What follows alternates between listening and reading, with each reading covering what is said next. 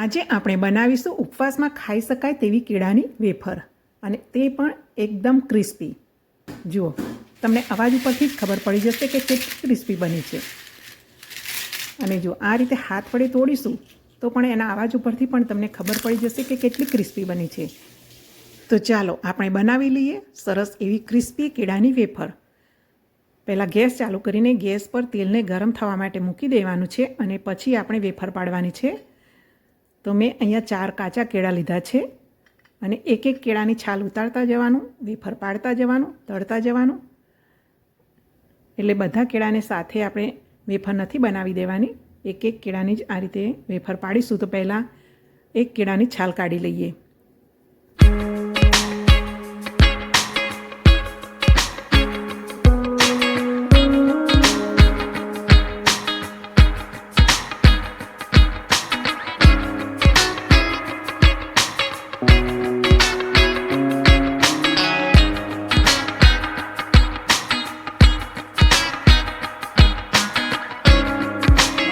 Wafer પાડવા માટેની જે છીણી હોય એના વડે જ આપણે કેળાની પણ વેફર પાડી દઈશું.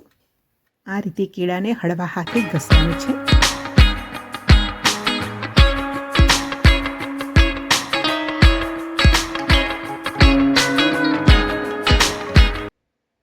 તો જુઓ, આ રીતે બધી જ એક સરખી વેફર આપણી પડાઈ ગઈ છે.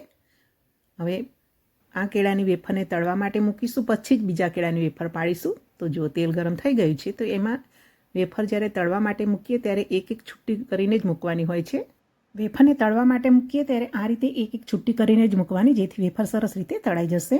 અને ગેસની ફ્લેમ પહેલાં મીડિયમથી ફાસ્ટ રાખીશું અને પછી થોડી 50% તળાઈ જાય પછી મીડિયમ રાખીશું.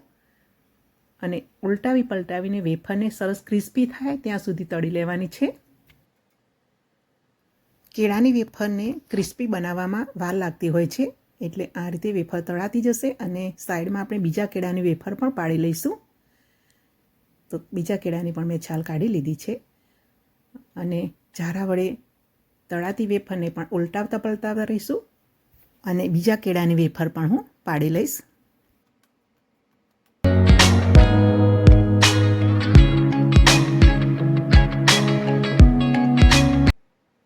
વેફર આ રીતે સરસ રતાશ પડતી થાય ત્યાં સુધી એને તળવાની છે. અને ગેસની ફ્લેમ મીડિયમ રાખીને તળીશું એટલે વેફર અંદર સુધી સરસ તળાઈ જશે.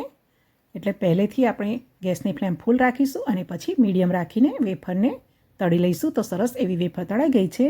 હવે એને એક વાસણમાં લઈ લઈએ. હવે આ તળેલી વેફર છે એને એક ડીશમાં છૂટી છૂટી મૂકવાની છે. હવે ઘણી વખત તમે જોતા હશો કે કેળાની લાંબી વેફર પણ હોય છે. તો લાંબી વેફર કેવી રીતે પાડવી? તો આ રીતે કેળું થોડું આડું રાખીને એને ઘસીશું એટલે જુઓ, કેળાની આવી સરસ લાંબી વેફર પડશે. તો આપણા મનપસંદ શેપમાં કેળાની વેફર પાડી લઈશું અને તળી લઈશું. તો હવે કેળાનો બીજો ગાણ પણ તળાઈ ગયો છે, તો એને પણ બહાર કાઢી લઈએ. અને એને પણ છૂટી જ મૂકવાની છે. તો પહેલાં જે આપણે છૂટી મૂકી છે એ ઠંડી થઈ ગઈ છે. એને થાળીમાં મૂકી છે, એને ભેગી કરી લઈશું. અને એની સાઈડમાં આ જે વેફર તળાઈ એને છૂટી મૂકી દઈશું. એટલે વેફર ઠંડી થઈ જાય પછી તમે એને ભેગી કરી શકો છો. હવે આપણે જે ત્રીજો ગાણ તળવા માટે નાખ્યો છે એ પણ તળાઈ ગયો છે. જો આ મેં મોટા શેપમાં બનાવી છે, એને થાળીમાં ઠંડી થવા માટે છૂટી છૂટી મૂકી દઈશું.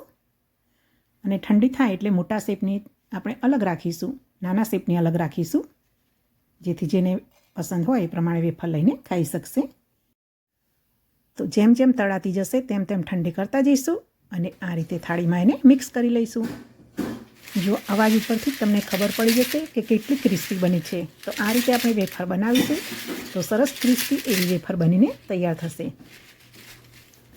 જુઓ, બની છે ને સરસ ક્રિસ્પી. હવે આ વેફરમાં આપણે મસાલા કરીશું. જો તમારે મસાલા વગરની વેફર ખાવી હોય તો તેમ પણ ખાઈ શકાય છે. ઉપવાસમાં ઘણા લોકો મસાલા નથી ખાતા, તો આ રીતે મોડી વેફર પણ ખાઈ શકાય. પણ જો તમારે મસાલાવાળી વેફર ખાવી હોય તો ઉપવાસમાં જે મસાલા ખાતા હોય તે ઉમેરી શકાય. તો હું અહીંયા મરી ઉમેરીશ અને મીઠું ઉમેરીશ. તો મેં અધકચરા મરી પીસેલા છે તે ઉમેરી દઈશ અને મીઠું ઉમેરી દઈશ. વેફર જ્યારે ગરમ હોય ત્યારે મીઠું નથી ઉમેરવાનું. જો ગરમમાં મીઠું ઉમેરીશું તો પાણી વળશે અને વેફર આપણી ક્રિસ્પી નહીં રહે.